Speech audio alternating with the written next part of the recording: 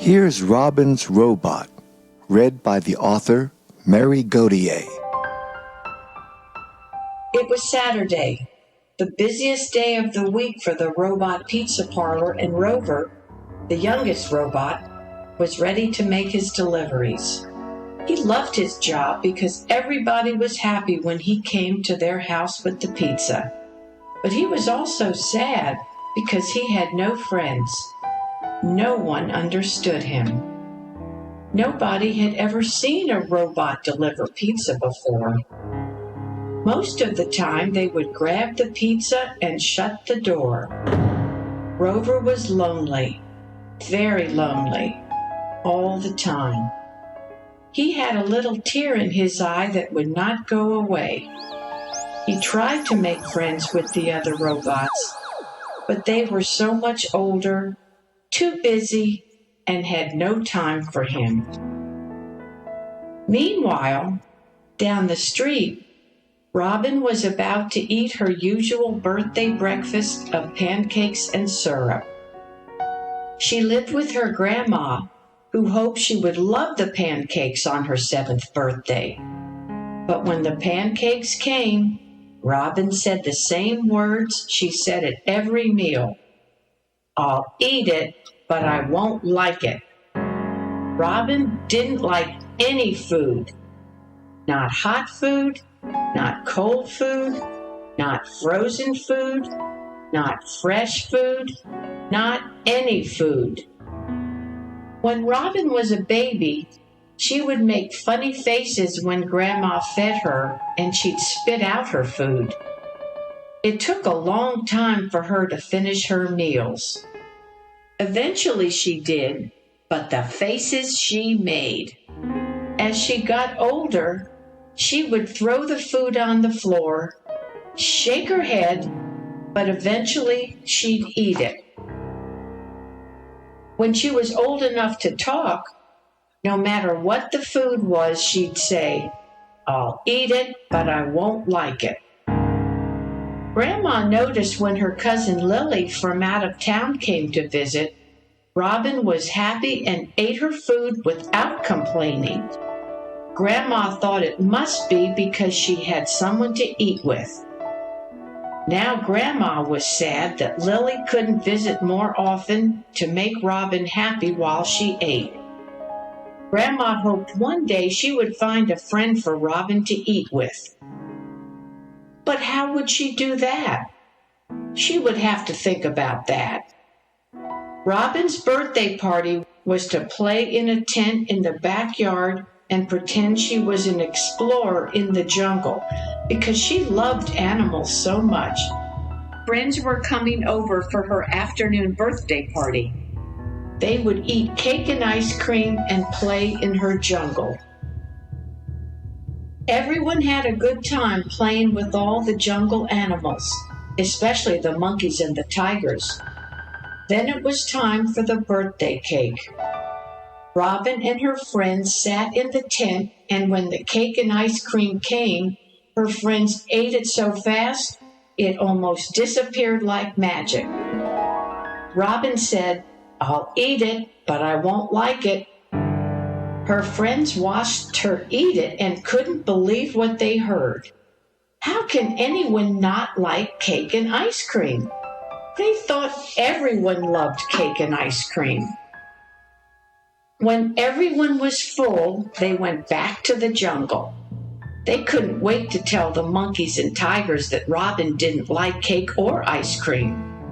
What would they think about that? Before dark, Robin's friends went home to tell everyone about their friend who did not like cake and ice cream. They wondered who would believe them, because they could still not believe it. It was twilight, and that meant dinner time for Robin. She had played so hard she was really hungry. As she waved goodbye to her friends, she saw something strange coming down her street. It had bright red flashing eyes, but it wasn't an animal. It moved on wheels, but it wasn't a wagon. It was chirping. but it was not a bird. It looked like it was waving at her, then saw it was a flag. She thought, maybe it's a robot, but not like one she had ever seen before. She wondered what it was as she went into her house for dinner. Inside, there was no food on the table, nothing cooking on the stove, and now she wondered, where is her dinner? She wondered if she had complained so often about how she didn't like any food, not hot food, not cold food, not frozen food, not fresh food, that there would be no special meal for her tonight. She was sad and puzzled. Could it be because she always said, I'll eat it, but I won't like it? The doorbell rang. Robin ran to the door, opened it, and there it was, the same robot she had seen on the street. Robin was so curious, she invited him into her house.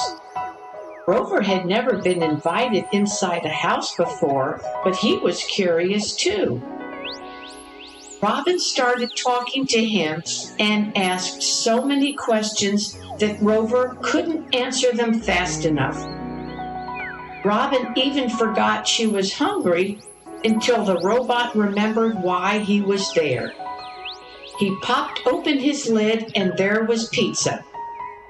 Robin laughed when she saw 7 candles on a pizza. Robin gave Rover some pizza, something that had never happened before. Rover had always dropped off the pizza at the front door and left. And now, for the first time, he was talking and laughing and eating pizza. He reached up to wipe the tear from his eye, but realized it was gone. Rover wasn't sad anymore. He had found a friend and was happy for the first time. And Robin was so busy eating and enjoying the pizza and having fun that she forgot to say, I'll eat it, but I won't like it. And the next thing they both heard was Robin saying, I love pizza and I want to eat it. That really made Rover happy. They were still talking, laughing, and eating pizza when Grandma came in to see what all the noise was about. Finally, Grandma said, Do you like your birthday present, Robin? Robin thought she meant the pizza with the 7 candles. She got very quiet and looked sad and said she would miss her robot friend. That made Rover sad too, and he could feel the tear coming back again. Then Grandma told her the robot was the birthday present. Rover was going to live with them and bring Robin all her meals. And that's what happened. Rover and Robin each found a best friend. His tear was gone forever, and now Robin loved all foods.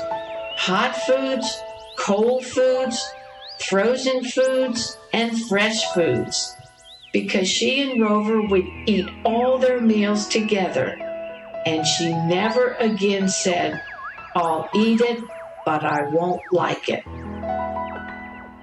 The end.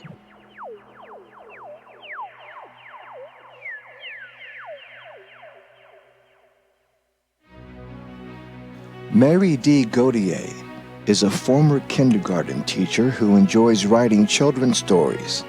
This is her first book in a series about Rover and Robin's many adventures and all that they learn in their travels. Mary lives in Northern Virginia. Her website is www.marydgauthier.com. Thank you for listening.